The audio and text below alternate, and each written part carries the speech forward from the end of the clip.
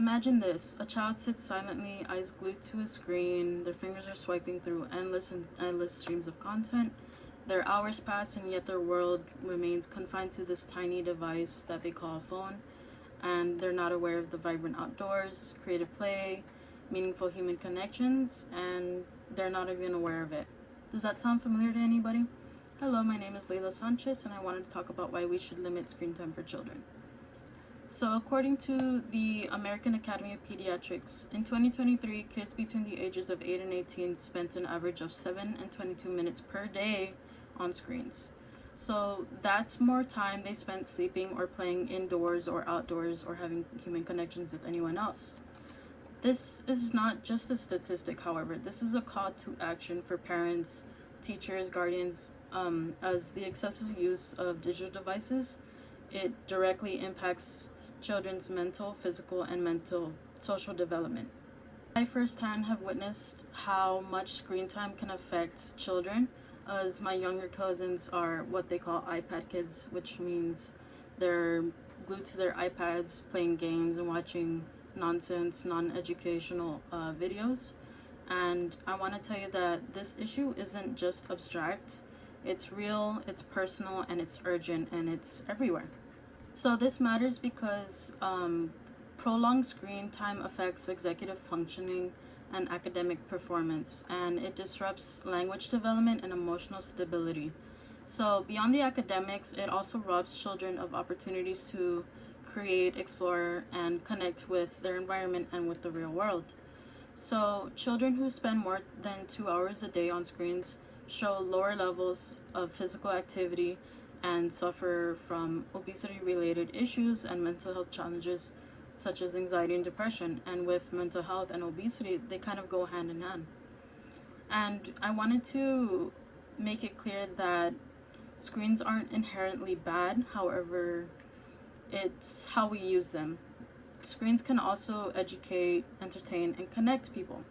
However, without the boundary being set, um, screen time becomes a crutch that replaces essential activities like outdoor play, family bonding, and hands on learning.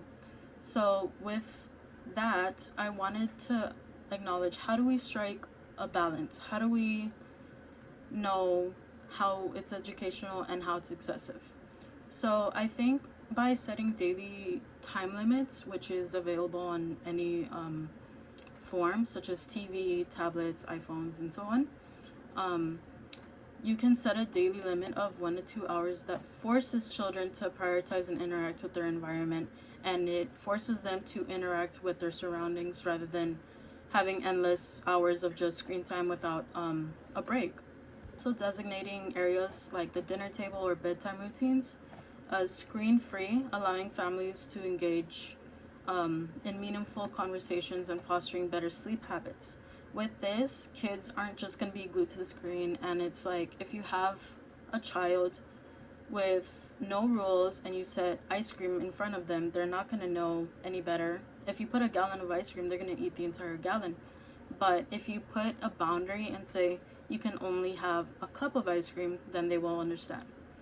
And also using apps to manage digital use and establish routines that incorporate outdoor activities, reading, or creative play. So, for example, you can allow apps for reading with each other. You can read and entertain each other through stories and through screens. With creative play, you can allow them to paint on the screen, but it just it depends on how you use the screen. So this isn't about eliminating technology, it's about how we find harmony between the two, digital and physical worlds. But what happens if we don't act? What happens if we just allow our children to just freely be on their iPads without rules? We're at risk of raising a generation disconnected from reality, lacking physical health, and having a hard time grappling with mental health struggles and social connections. If we fail to set those boundaries, we're gonna fail our children. So, with that, I wanted to paint a different scene. So, imagine children using their screens to learn and having their afternoons dedicated to building forts, painting, running outdoors, and yet they can also share stories with family and sleep soundly at night knowing that they had their physical activity and their minds are ready to dream and grow. And the imagination grows when children grow.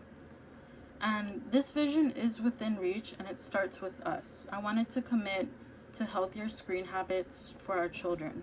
Together, we can help them embrace the benefits of technology without falling victim to pitfalls.